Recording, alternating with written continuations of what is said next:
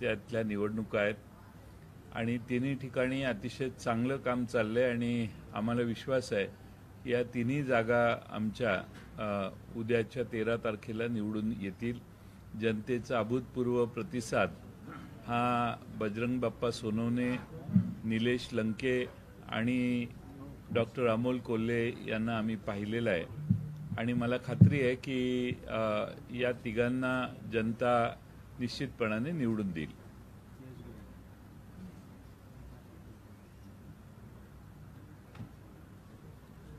तुम्हाला काय विचारायचं असेल तर विचारा। 48 पैकी माझा असा अंदाज आहे की 30 ते 32 जागा या महाविकास आघाडीच्या निवडून यायला काहीच अडचण नाही असा उत्स्फूर्त प्रतिसाद आहे। पण आम्ही एक पाहिलं की पराभूत होताना आमचे विरोधक प्रचंड त्या मतदारसंघामध्ये पाऊस पाडतात, शेवटच्या टोकाची भूमिका घेतात, सर्वांनाच बऱ्याच मतदारसंघामध्ये धमक्या देखील आलेल्या आहेत कार्यकर्त्यांना डायरेक्ट फोन करून आणि दहशत निर्माण करण्याचाही प्रयत्न झाला। या उपर सामान्य कार्यकर्त्यांनी कुठेही दाद दिली नाही आणि सगळे ठामपणाने पवारसाहेबांच्या मागे राहायचं या इराद्याने सगळ्यांनीच अतिशय चांगलं काम केलं। उद्याच्या 3 मतदारसंघ आम्ही लढवतोय त्या तिन्ही ठिकाणी देखील आणि रावेर हा मतदारसंघ आम्ही लढवतोय त्या 4ही ठिकाणी आमचे उमेदवार चांगलं काम करतायत। आम्हाला विश्वास आहे की ते निवडून येतील।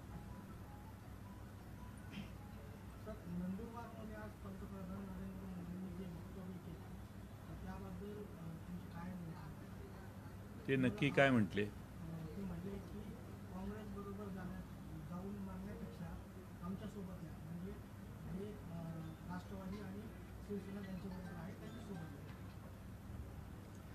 असं आहे की त्यांनी ज्यांना जवळ केलेलं आहे ते नकली आहे त्याची आता त्यांना खात्री झालेली दिसते।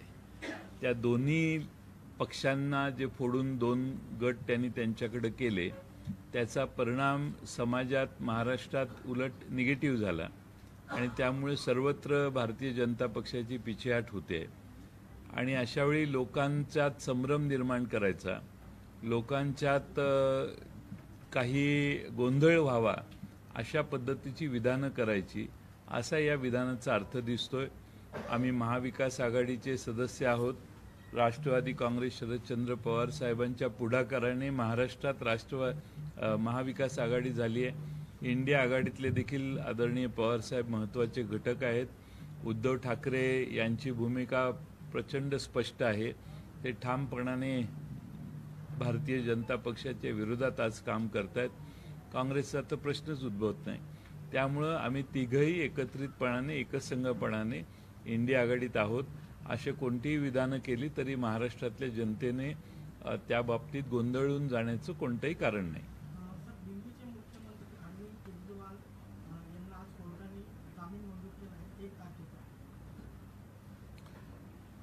मी त्यांना जामीन मिळाला याचं स्वागत करतो। खरं म्हणजे हा जामीन त्यांना यापूर्वीच मिळायला पाहिजे होता। बराच कालावधी गेला। एखादा पक्षाचा प्रमुख नेता, राज्याचा एक मुख्यमंत्री याला या देशात निवडणुकीची ऐन भरात आलेली असताना त्याला डांबून ठेवण्यात येतं, ही लोकशाहीच्या विरोधी घटना आहे।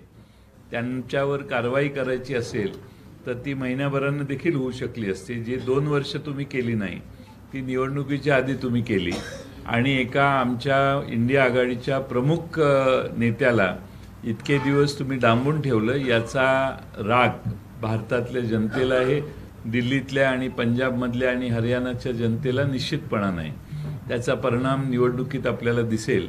पण मी अरविंद केजरीवाल बाहेर पडले याचं स्वागत करतो। उशिरा का होईना पण त्यांना कोणताही पुरावा नसताना अटक करण्यात आलेली होती, त्यामुळे त्यांना सोडून द्यावं लागलं।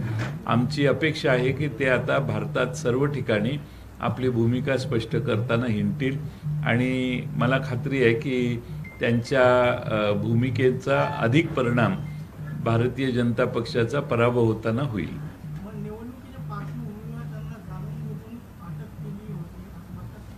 वाटतं नाही, तसंच आहे, तसंच आहे ते. नंतर अटक करता आली असती ना सगळा निकाल लागल्यानंतर, पण त्यांना एका देशाच्या प्रमुख नेत्याला तुम्ही तुरुंगात ठेवता इतके दिवस, हे लोकशाहीच्या विरोधी आहे. त्याला प्रचार करून द्यायचा नाही, हाच हेतू होता.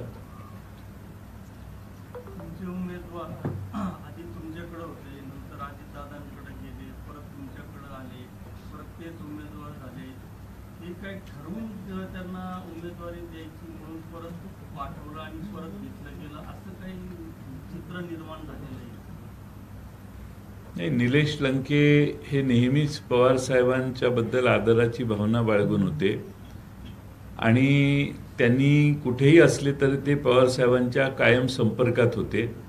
आणि पवार साहेबांना ते आत्ताच नाही तर गेले 6 महिने सांगत होते की मीच उभा राहणार आहे आणि आम्ही देखील त्यांच्या स्वागतासाठी उत्सुक होतो.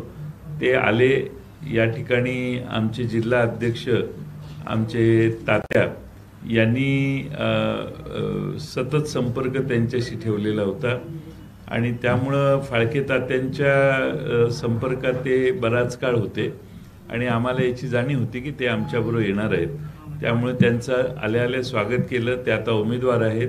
13 तारखेला तुम्ही सगळ्यांनी मिळून त्यांना खासदार करायचं ठरवलेलं आहे, याची मला खात्री आहे. 2.5 वर्ष नाही, एवढा वेळ नाही, मध्ये 8-10 महिने.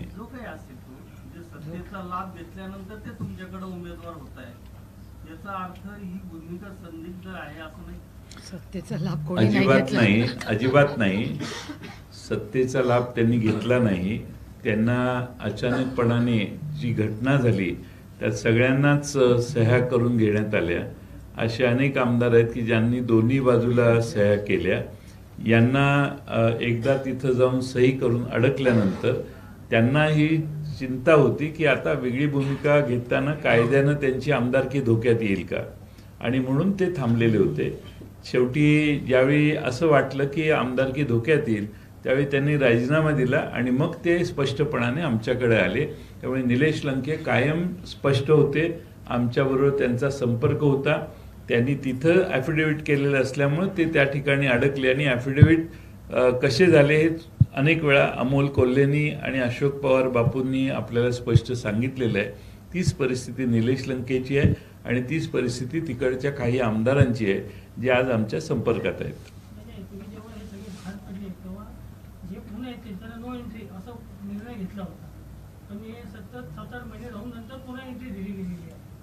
नाही, आम्ही असा निर्णय घेतलेला होता की आमच्याकडून जे तिकडे गेले आणि तिकडेच राहिले त्यांना नो एंट्री, आणि ज्यांनी आमच्याशी संपर्कात राहिले त्यात हे संपर्कात होते त्यांनी असं सांगितलं की मी तिकडे ॲफिडेव्हिट केले, आता काय करू.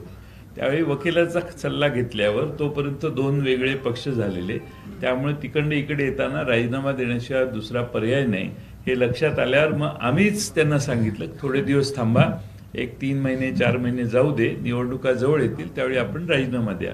त्याप्रमाणे ते वचनाला पूर्णपणाने जागले आणि त्यांनी राजीनामा दिला आणि ते आमच्या पक्षात आले.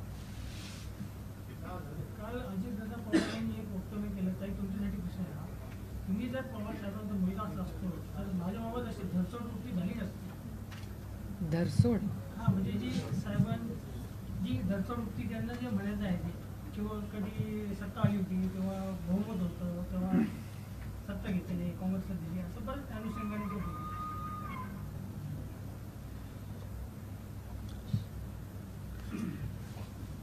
त्यांचा स्वभाव सगळ्या महाराष्ट्राने पाहिलेला आहे, त्याच्यामुळे त्याच्यावर काय मी बोलणार. आज सकाळी सुद्धा कर्जतमध्ये बोलताना अजितदादांनी हे सांगितलं की पवार साहेबांचं धरसोड वृत्ती नेहमी राहिली, संभ्रम निर्माण करणारी भूमिका कायम राहिली आहे.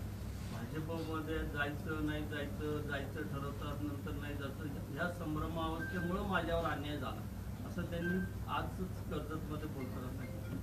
कुठला अन्याय म्हणजे काय, म्हणजे कुठला अन्याय झाला? थोडं स्पष्टने केलं ते म्हणजे साहेबांच्या धरसोडवृत्तीमुळे कार्यकर्त्यांसह आम्ही पण दुष्काळात पडतो, असं त्यांचा शब्द आहे. बाकी त्यांनी तुम्हाला एक गोष्ट सांगू जे मी भाषणात पण सांगते, मेरा पेट बहुत बड़ा है.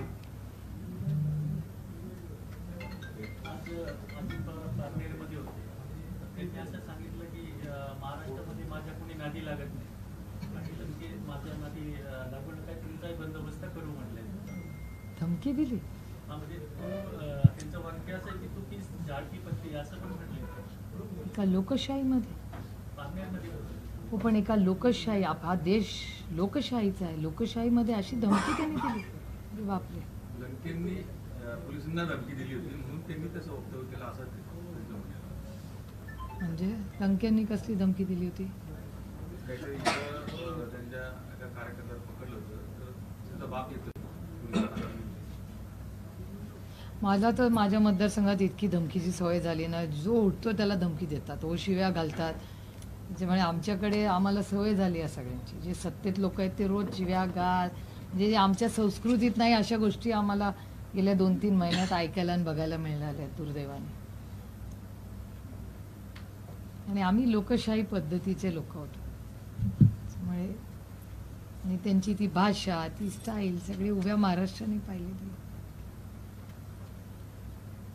पाटील सर, निलेश लंकेंवानी अजून किती आमदार तुमच्या संपर्क शक्यता आहे आणि किती लोकांची? एक म्हणजे बऱ्याच ठिकाणी आता नवीन चेहरे पुढे आलेले आहेत या लोकसभेच्या निवडणुकांमध्ये, आणि आम्हाला महाराष्ट्रात अनेक ठिकाणी नवे चेहरे पुढे आल्यामुळं पुन्हा पवारसाहेबांच्या दृष्टीने महाराष्ट्रात नव्या पिढीला पुन्हा पुढे आणण्याचं काम आज पवारसाहेबांनी स्वतः सुरू केलेलं आहे. आता ज्या ठिकाणी आम्हाला अत्यंत आवश्यकता असेल अशा ठिकाणी आमच्या स्थानिक कार्यकर्त्यांशी चर्चा करून तिथल्या काही आमदार जे आमच्या संपर्कात आहेत त्यांच्या बाबतीत आम्ही योग्य तो निर्णय करू. अजून आज ठरवलेलं नाही. लोकसभेच्या निवडणुका निकाल त्यानंतर आमदारही फार हुशार असतात, ते काय एवढे सोपे नसतात. त्यामुळे लोकसभेच्या निकालानंतर तेही कॉल घेतात, त्यावेळी बघू आपण. पण बहुतांशी ठिकाणी आम्ही नवीन चेहरे, नवे रक्ताला संधी देण्याचं ठरवलेलं आहे.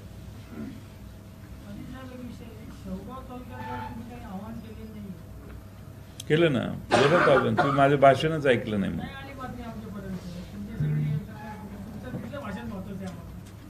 तिथलं भाषण मी चांगलं केलं, भाषण चांगलं केलं. लोकांना इतकं लाईव्ह कन्व्हिन्स असेल ना झालं. आपल्या चॅनलवर, असेल, आपल्या लाईव्ह असेल. युट्यूबवर असेल ना चॅनल, तुमचं लक्ष पक्षाचं नाही. पेज, पक्षाच्या पेजवर असेल ना.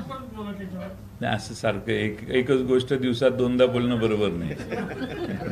लोक म्हणतील याला वेळ लागले. एकदा बोललं तर एकदाच बोललं. रोहित पवारांना खूप नगरमध्ये सभा झाली. त्या सभेमध्ये त्यांनी बोलताना असं म्हटलं की महाविकास इंडिया आघाडीचा 4 जूननंतर पूर्ण सुटला सापडून त्यांचा झेंडा उचलायला देखील माणूस असं विधान करत असतानाच गेल्या 5-6 दिवसात त्यांनी केलेली विधानं भारतातल्या जनतेला विश्वास देणारी आहेत की यांचंच काहीतरी बिघडलेलं आहे आणि हे पुन्हा सत्तेत येण्याची शक्यता नाही, अशी विधानं सतत करतायत. कधी पवार साहेबांच्यावर टोकाची टीका करतायत. आत्म्याची उपमा साहेबांना त्यांनी दिली. 2 दिवसांनी बीडला वेगळी भूमिका त्यांनी जाहीर केली. आज तर वेगळीच भूमिका जाहीर करतायत. म्हणजे एका बाजूने पवार साहेबांच्यावर टीका करताय आणि दुसऱ्या बाजूने निमंत्रणही देत आहे. म्हणजे मला असं वाटतं की भारतीय जनता पक्षाचा प्रचार आणि भारतीय जनता पक्षाचे नेते म्हणून मोदी साहेबांचं दिशा ही भरकटलेली वाटते. आणि देशात परवा अडाणी आणि अंबानी यांच्याबद्दल त्यांनी भाष्य केलं. म्हणजे हे सगळंच भारतातल्या जनतेला न पटणार आहे. आणि त्यामुळं देशात संविधान बदलायचं आहे. संविधान बदलण्यासाठी 400 पार हा नारा आपला आहे. हे अनेक खासदार त्यांचे उमेदवार असणारे बोलून गेलेले आहेत. आता ते जमत नाही हा भाग पुढचा आहे. पण त्यामुळं देश एकत्रित झाला आहे. एकसंघपणाने अनेक ठिकाणी भाजपला त्यांचा विरोध आहे. आणि म्हणून मला वाटतं की त्यांचा वारू जरा भरकटलेला आहे. थोडासा गोंधळ होतोय आणि प्रत्येक दिवशी वेगळं वेगळं परस्पर विरोधी विधान ते करतायत. केंद्र सरकारने 6 महिन्यापूर्वी कांद्याची निर्यात बंदी केली. जसं निवडणूकचा प्रचार सुरू झाला, लक्षात आलं की शेतकरी नाराज आहे. ऐन प्रचारामध्ये त्यांनी निर्यात बंदी उठवली. त्यानंतर मोठ्या प्रमाणात आवक झाली. परत कांद्याचे भाव घसरले. एक म्हणजे कांद्याची निर्यात बंदी केली. पहिल्यांदा 40% निर्यातीवर कर लावला, एक्सपोर्ट ड्युटी. नंतर निर्यात बंद केली. निर्यात बंद केल्यानंतर नगर, नाशिक, जळगाव या भागात त्यांच्या उमेदवारांना फिरणं मुश्किल व्हायला लागलं. ज्यावेळी या सगळ्या उमेदवारांनी फोन करून सांगितलं आमच्यावर आता कांदा मारायचेच लोक बाकी राहिलेले आहेत, शेतकरी आता कांदा पिकून मारतील, कृपा करून काहीतरी निर्णय करा, त्यावेळी त्यांनी पहिला निर्णय केला गुजरातचा 2000 टनाचा कांदा एक्सपोर्ट करायचा. म्हणजे त्यावेळी त्यांना महाराष्ट्र दिसला नाही. महाराष्ट्राबद्दल एवढी असूया यांच्या मनात काय हेच मला कळत नाही. गुजरातचे 2000 टन तुम्ही एक्सपोर्ट करायला परवानगी देता हळूच तीही, आणि महाराष्ट्रातल्या कांद्याकडे दुर्लक्ष. महाराष्ट्र सगळ्यात जास्त कांदा पिकवणारं स्टेट आहे. त्यानंतर सगळा गोंधळ झाला आणि मग हळूच त्यांनी 4-5 दिवसात 99,000 टनाचं एक ट्विट मी वाचलं एका मोठ्या नेत्यांचं, 99,000 टन एक्सपोर्टला. अरे कितीतरी लाख टन कांदा महाराष्ट्रातनं निर्यात व्हायला पाहिजे. तुम्ही जाता जाता आता नाईलाजाने चूक झाली 2000 टनाचा गुजरातचा एक्सपोर्ट केला म्हणून त्याची शिक्षा म्हणून 99,000 लोकांना सांगायला पण 99,000 टनाचा एक्सपोर्टची ऑर्डर काढली. पण त्यानंतर एक्सपोर्टला परत 40% तुम्ही निर्यातीवर कर लावला. आज स्टीलवर कर आहे का, सिमेंटवर कर आहे का, या देशातले मोटरसायकली एक्सपोर्ट होतात, गाड्या एक्सपोर्ट होतात, त्याच्यावर कर आहे का? मग या देशातल्या शेतकऱ्यांच्या मालावरच तुम्ही निर्यातीचा टॅक्स कसं काय लावता? यामुळं देशातला शेतकरी तुमच्यावर नाराज आहे. केळी एक्सपोर्ट करताना बांगलादेशशी यांचा करार सरळ नाही. बांगलादेशने आवाचा सवा इम्पोर्ट ड्युटी तिथं लावली. संत्र्यावर त्यांनी इम्पोर्ट ड्युटी लावली. इथं कापसाचे दर कोसळले आहेत, सोयाबीनचे दर कोसळले आहेत. तुम्ही सोयाबीनसाठी परदेशातनं जेनेटिकली मॉडिफाईड इथं सोयाबीन आणता आणि सोयाबीनचे दर खाली झोपवता. पण भारतातल्या शेतकऱ्यांना तशा पद्धतीचा जेनेटिकली मॉडिफाईड बियाणं देण्याच्या संबंधात तुम्ही कुरकुर करता. हे सगळ्याच धोरणच शेतकऱ्यांच्या विरोधी आहे. आणि त्यामुळं भारतातला शेतकरी, शेतमजूर, ग्रामीण भाग पूर्णपणाने विरोधात आहे. आणि महागाईमुळं शहराच्या शहरं लोक मोदी साहेबांना आठवत आहेत की यांच्यामुळं GST वाढला, यांच्यामुळं महागाई वाढली, यांच्यामुळे पेट्रोल डिझेल गॅसचा दर वाढला. त्यामुळं सगळीकडूनच मार आहे यंदा. एक ॲडिशन, भाजपने मागणी केली ते ॲडिशन करतात. कांद्याचा विषय पूर्ण करूया. पार्लमेंटमध्ये सत्तेत असलेल्या कोणीही कांद्यावर बोललेलं नाही हा. कोणीही. कांदा, दूध, ऊसाचा जेव्हा इथेनॉलचा इश्यू झाला ज्याच्यात 3,000 कोटी रुपयाचं नुकसान झालं शेतकऱ्यांचं, या सगळ्या विषयांवर सत्तेत असलेला एकही खासदार ऑन रेकॉर्ड 303 आहे. 303 पैकी एक पण नाही. फक्त आम्ही सगळ्यांनी रेस केला आणि अमोल दादांचं आणि माझं तर निलंबन फक्त कांद्याला भाव मागितला म्हणून.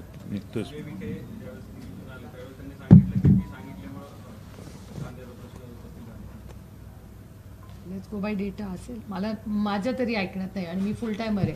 म्हणजे तुम्ही कधी चॅनल लावून बघा, 11 ते व्हॉटेवर सुप्रिया सुळे आतच असते तिथे बसलेली. त्याच्यामुळे माझ्या कानात निर्यात बंदी उठली आहे का कांद्याची? नाही झाली, असं झालंय का? नाही ते नाही मला माहिती, वास्तव आहे, मला नाही माहिती. भाजपने मागणी केली वडेट्टीवारांच्या वक्तव्यावर शरद पवारांनी भूमिका स्पष्ट करावी. कुठल्या? जे कसाब संदर्भात जे वक्तव्य केलेलं आहे. कुठलं केलं मला माहित नाही. मला काय पण नाही केलं? माहिती. काय बोलले? कसाबचं समर्थन केलं. कधी? परत बोलले. 2 दिवसापूर्वी. पुस्तक लिहिलं, त्या पुस्तकाच्या अनुषंगाने काही वाक्य वापरली. मग आज पवार साहेबांची प्रेस होती, त्यांना का नाही विचारलं? कसाबची गोळीनी पवार साहेबांची प्रेस होती. झालाच नाही, तो दुसऱ्यांच्याच गोळीनी झालेला आहे असं त्यांचं म्हणणं. हे कुणाचं म्हणणं? कोणाचं? लेखकाचं म्हणणं आहे. त्याला वडेट्टीवारांनी दुजोरा दिला, समर्थन केलेलं आहे. आणि त्याच्यावर भाजपनं अशी मागणी केली आहे. इव्हन पंतप्रधानांनी नगरच्या सभेतही तो स्टेटमेंट केलेला आहे की याच्या संदर्भात शरद पवारांनी भूमिका जाहीर करा. पवार साहेब काय बोलले का? पण नाही, आज होती ना प्रेस. खरं पुण्याला पुण्याला होते आम्ही. हो, पण ते विचारू शकतात. पण नगरला त्यांनी पवार साहेबांचं नाव घेतलं सभेत? कोणी? बावनकुळेंनी त्यांच्या जाहीर सभेत पवारांचं नाव घेऊन ही मागणी केली. काय मागणी केली? मोदी नाही बोलले. वडेट्टीवारांच्या वक्तव्यावर. आता वडेट्टीवारांच्या वक्तव्यावर काँग्रेस पक्षाचे नेते भूमिका स्पष्ट करतील. सगळ्याच गोष्टींचं उत्तर पवार साहेबांच्याकडे देशातला शेतकरी मागतो, शेतमजूर मागतो, मध्यम वर्ग मागतो, व्यापारी, लहान व्यापारी मागतात, तसे आता पत्रकारही मागायला लागले. पत्रकार नाही, बीजेपी पण त्यांच्याचकडे मागते. बीजेपीने केलेली मागणी प्रदेशाध्यक्ष ते तुम्ही कळवताय मला. मग सॉरी, मी माझे शब्द मागे. नाहीये, हा प्रश्न आहे माझा. काय आणि ह्याची बातम्या आज प्रसिद्ध झालेल्या आहे. कसाबच्या गोळीने करकरेचा मृत्यू झाला नाही असं त्यांचं विधान आहे. आता ते कोणत्या, लेखकाचं मत आहे ते त्यांनी मांडलंय, त्याच्यावर मग ते त्यांनाच विचारलं पाहिजे ना. आता एक्झॅक्टली. भाजपच्या प्रदेशाध्यक्षांनी ही ते मागणी तुम्ही त्यांना पण विचारलं मग- पाहिजे ना की पवार साहेब कसं उत्तर देतील. ज्याचा तो प्रश्न ज्याने बोलले त्याला विचारला पाहिजे का तिसऱ्यालाच प्रश्न.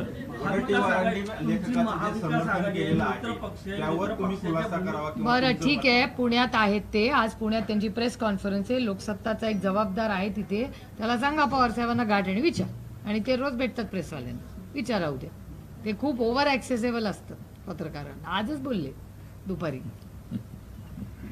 पक्षाचे प्रदेशाध्यक्ष आहेत तिथं. पण ते शरद पवारांबद्दल बोलतायत, ते कसं बोलणार शरद पवारांबद्दल? तुम्ही काय म्हणला, शरद पवारांनी उत्तर द्यावं. मोदींनी शरद पवारांना निमंत्रण दिल्याबद्दल ते वक्तव्य करू शकतात, परंतु इथं करू शकत नाही. हे वाचलंच नाही ना त्यांनी. वाचलंच नाही तर माहितीच नाही तर नाही, कसं मोदींनी बोलणार? शरद पवार साहेबांना निमंत्रण दिलं, त्यात आमच्या पक्षाचा प्रश्न आला म्हणून मी Exactly. उत्तर दिलं. Exactly. आता इथं वडेट्टीवारांनी विधान केलं, ते बावनकुळेंनी त्याचा उल्लेख करून आम्हाला प्रश्न विचारला, तो तुम्ही आम्हाला सांगताय. आम्हाला अजून बावनकुळेंचा फोन आलेलाच नाही की बाबा असं का बोलले म्हणून. आणि मुंबईत मराठी माणसाला पुन्हा एकदा गुजराती बिल्डरने घर देण्यास नकारलं.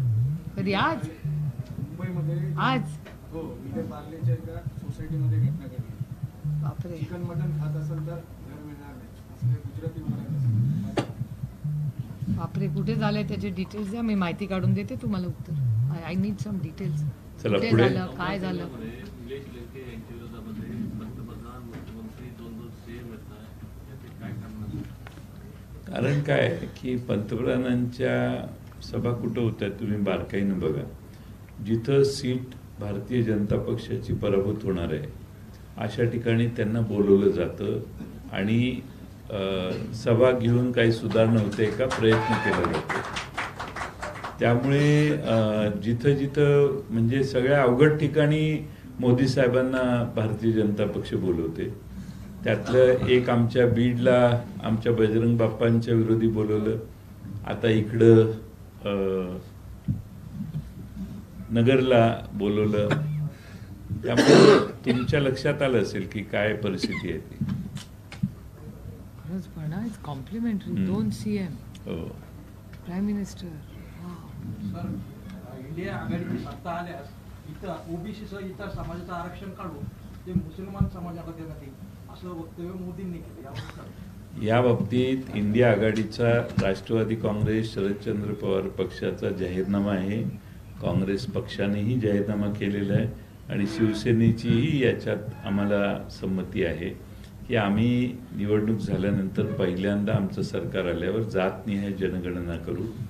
जातनिहाय जनगणना करून सर्वांना न्याय देण्याची धोरण आहे आणि त्यामुळं कुणाचं आरक्षण काढून कुणाला देणं हा बालिश आरोप करण्याची कोणती आवश्यकता नाही. यामध्ये पूर्णपणाने आम्ही जनगणना केल्यानंतर जे ओबीसी समाजाचं देखील आरक्षण किंवा मराठा समाजाचं आरक्षण किंवा इतर आरक्षणासाठी लढणारे आमचे सगळे जे घटक महाराष्ट्रातले आणि भारतातले आहेत. भारतात सगळ्या ठिकाणी हा प्रश्न आहे. तिथं 50% जी बॅरियर तयार झालेली आहे ती दूर करू अशी देखील भूमिका आमच्या जाहीरनाम्यात आम्ही घेतलेली आहे. त्यामुळं कुणाचं आरक्षण काढून कुणाला देणार हा गैरसमज आज पसरवण्याची आवश्यकता नाही. सर, या निवडणुकीमध्ये एक महत्त्वाचा जो मुद्दा विकासाचा मुद्दा सोडून संविधानाचा एक मुद्दा आला आहे. आधी विरोधी पार्टी म्हणजे इंडिया आघाडीचे नेते म्हणत होते की बीजेपी जे आहे 405चा जो नारा देते त्यांना संविधान बदलायचं. आता बीजेपी पण तेच म्हणते की तुम्हाला देखील संविधान असं कधी म्हटले? आज देशच म्हणतोय भारतीय जनता पक्षाला संविधान बदलण्यासाठी 400 पार करायचंय. आता 400 पार होत नाहीत त्यामुळे परिस्थिती बदलली आहे, थोडी भाषा सौम्य झालेली आहे. पण पहिले 2 राऊंड झाले, तिसऱ्या राऊंडपर्यंतही ते म्हणत होते की 400 पार 400 पार. त्यामुळं देशात आज सगळे घटक ज्यांना डॉक्टर बाबासाहेब आंबेडकर साहेबांच्या संविधानावर विश्वास आहे आणि किंबहुना 14 साली त्याच संविधानाच्या जीवावर भारतीय जनता पक्ष सत्तेत आला, 19 साली आला, त्यांना आता 24 साली हे संविधान का अडथळा वाटायला लागले, हा प्रश्न देशातल्या जनतेला आहे. आणि म्हणून जनताच आता एकसंघ झालेली आहे डॉक्टर बाबासाहेब आंबेडकरांचं संविधान वाचवण्यासाठी. कारण संविधान बदलणार म्हणजे तुम्ही काय करणार? आरक्षण काढणार का? आमचा एका मताचा अधिकार कमी होणार का? आमच्या देशातल्या फ्री मुवमेंटला अडथळा तयार करणार का? काही रिस्ट्रिक्शन्स नवे तुम्ही आणणार का? या देशातल्या सर्व जाती धर्मांना तुम्ही समानता ठेवणार का? आमच्या संविधानातला सर्व धर्म समभाव काढून टाकणार? या सगळ्यांविषयीच लोकांना शंका आहे. आणि म्हणून आज देशातली जी परिस्थिती आहे, महागाई, बेकारी आणि संविधानातला बदल, या 3 कारणामुळे मेजर जर या देशातलं सरकार बदलत असेल तर या 3 कारणामुळे बदलते असं मला वाटतं. नाही, संविधान बदलतंय तर त्यामध्ये प्रामुख्याने एक मुद्दा आहे की बाबा ते एक देश एक निवडणूक याकरता चर्चा बोललं जातात, पण दुसरा एक देश एक निवडणूक याला काय विरोध आहे का? तुमची काय भूमिका असेल? नाही, बघा ना, आता एक देश एक निवडणूक, किती निवडणुका चालत? आता 7 स्टेजेसमध्ये तुम्हाला भारतात निवडणूक घ्याव्या लागतात. म्हणजे तुम्हाला एका दिवशी सर्व निवडणुका घेण्याची क्षमताच नाही आहे. तुम्हाला जर तेवढी क्षमता असती तर 2 तारखात निवडणुका भारतात व्हायला पाहिजे. पण तुम्ही 7 तारखा वेगळ्या दिल्या. 7 स्टेजेसमध्ये, फेजेसमध्ये जर तुम्ही निवडणुका घेऊ शकत असाल तर आपली यंत्रणा तोकडी आहे, आपल्याला हे शक्य होणार नाही. तुम्ही लोकसभेच्या निवडणुका 7 फेजेसमध्ये घेताय, त्याला जोडून विधानसभा, त्याला जोडून जिल्हा परिषद, त्याला जोडून पंचायत समिती आणि त्याला जोडून ग्रामपंचायत, असं एक इलेक्शन, 1 नेशन 1 इलेक्शन ची कल्पना ही आहे. ग्रामपंचायतीपर्यंत सगळ्यांनी त्या दिवशीच मतदान करून मोकळं व्हायचं, पण तुम्हाला लोकसभेलाच घेता येत नाहीये. आणि त्यामुळे विरोध करण्याच्या मुद्द्यापेक्षा हे इम्पॉसिबल आहे, कारण हा देश एवढा मोठा आहे आणि तुम्ही देशात आज तुमची मशिनरी जी आहे ती आज निवडणूक आयोग कसा काम करतोय भारतातल्या जनतेला माहिती आहे. त्यामुळे सगळंच गुंडाळण्यासाठी जर तुम्हाला एक 1 नेशन 1 इलेक्शनचा वापर करायचा असेल तर का? म्हणून लोकांचा याला विरोध आहे.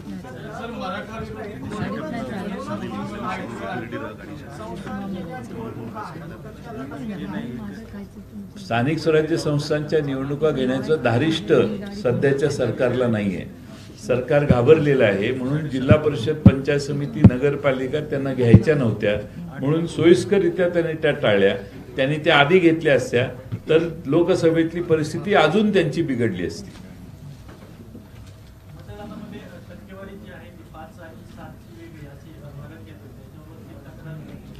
मतदानाची जी टक्केवारी आहे त्याच्यामध्ये म्हणजे 5 वाजेची वेगळी आणि 6 वाजेची अशी वेगवेगळी तफावत आढळते. आणि जे जाहीर केलेलं असतं त्याचा निर्णय म्हणजे त्याच दिवशी रात्री घोषित केले पाहिजेत नंबर्स, पण तुम्ही 10-10, 12-12, 15-15 दिवस इलेक्शन कमिशन हे निर्णय आणि आकडे निश्चित करत नाही आणि जाहीर करत नाही. हा देखील एक डिले इज अनजस्टिस आहे हा, आणि याच्यात काही गोंधळ असू शकतो अशी लोकांची शंका आहे.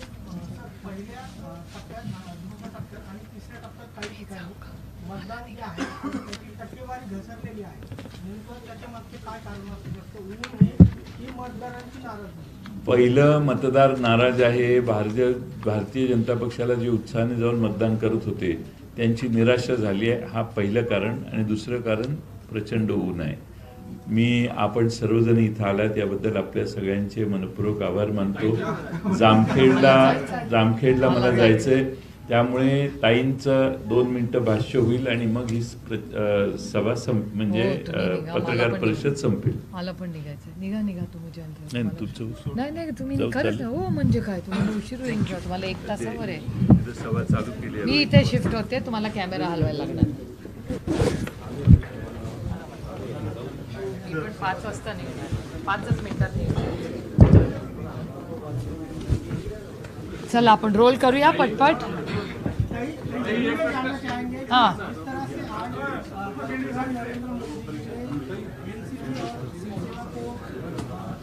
शामिल होने का आह्वान किया है। उन्होंने ये भी कहा है कि अगर आप हमारे साथ आते हो तो पूरे सपने पूरे होंगे।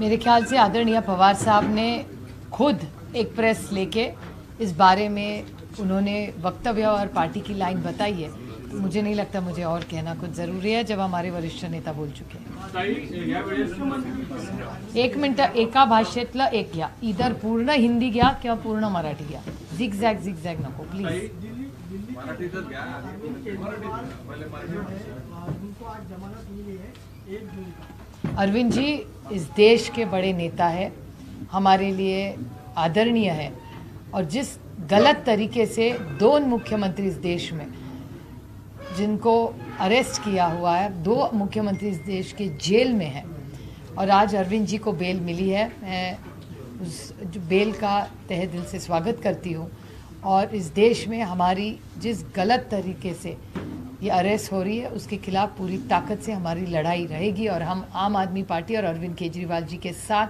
पूरी ताकत से खड़े रहेंगे और आगे भी रहेंगे। ताई प्रश्न असा आहे कहा है कि जिस तरह औरंगजेब को उखाड़ा था उस तरह मोदी को भी उखाड़ेंगे, क्योंकि औरंगजेब भी गुजरात में जो है तो पैदा हुए। मैंने नहीं सुना, मुझे पता नहीं, जब तक मैं सुनती नहीं मैं बोलती नहीं उस पर। उसी पर पंतप्रधान नरेंद्र मोदी ने आज उत्तर देते हुए कहा है कि कांग्रेस और शिवसेना जो है वो मुझे जिंदा गाड़ने की बात है। और सेना भी। हाँ, मैं कंफ्यूज हो गई हूँ, आपने पहले पूछा कि न्योता दिया है ज्वाइन करने का, अभी कुछ और बोल रहे हैं। हाँ, तो उन्होंने दूसरा स्टेटमेंट ये भी दिया है, जिस तरह से संजय राउत ने अहमदनगर में कहा था। मैं ही कंफ्यूज हो गई हूँ, क्योंकि बहुत कॉन्ट्रडिक्टरी आप सवाल मुझे पूछ रहे हैं, तो भाषण मुझे देखना पड़ेगा, क्योंकि दोनों में कॉन्ट्रडिक्शंस है, आपके सवाल में कॉन्ट्रडिक्शन है। मतदानाची टक्केवारी एक मिनिट, हिंदी संपलं सगळं? हां, मतदानाची टक्केवारी वाढू लागली आहे. आता वाढू लागली आहे। एकीकडे निवडणूक आयोग आज 50% सांगतोय, 2